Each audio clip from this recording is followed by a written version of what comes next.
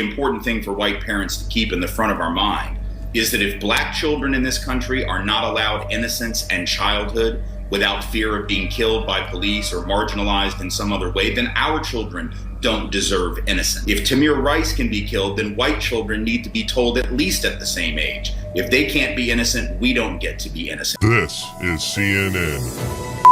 The whites.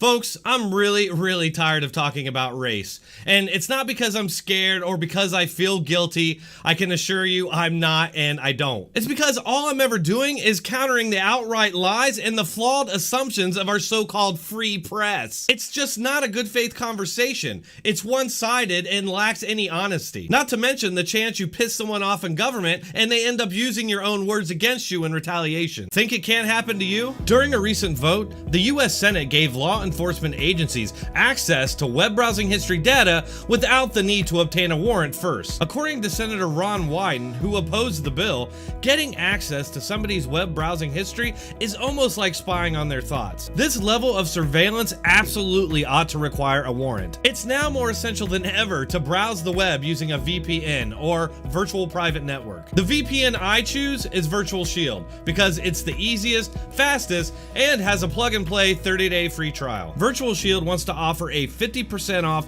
all VPN plans and all premium add-ons, including Protection Plus, residential access, and VIP performance plans for as low as a cup of coffee. Sign up for a free 30-day trial of Virtual Shield VPN and see what all the hype's about. You have nothing to lose. Please visit www.virtualshield.com/Dronetek. That's virtualshield.com/Dronetek, or just click the link in the description. The important thing for white parents to keep in the front of our mind is that if black children in this country are not allowed innocence and childhood without fear of being killed by police or marginalized in some other way, then our children don't deserve innocence. Like many of you, I watch this and I'm in awe at the complete lack of self-awareness, the brazen hypocrisy, and the outright racism that's on display. I mean, damn it, how hard is it to consistently apply standards? Is it or isn't it wrong to broadly generalize and stereotype people based on nothing but their skin color? For instance, I don't collectively blame all black people for the disproportionate amount of violent crime and murder committed mostly by black men.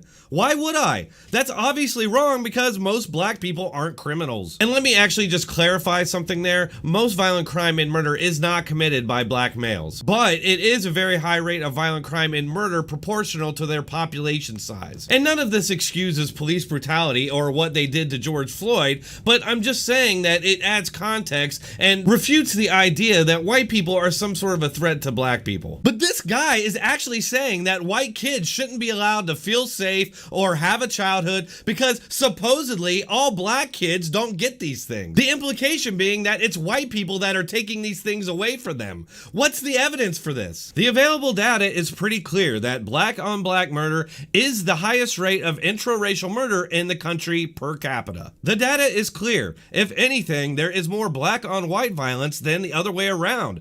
Where's the fact check? It's nowhere to be found because this is all very insidious propaganda. Nobody on this panel is disturbed by the idea of collectively punishing white people, and in this case, white kids, for something they're not responsible for. The guy spewing this vile shit is Tim Wise, a Democrat Party activist and hater of white people. In an open letter on his website, he says about white people, quote, "Fine, keep it up. It doesn't matter because you're on the endangered list. And unlike, say, the bald eagle or some exotic species of muskrat, you are not worth saving."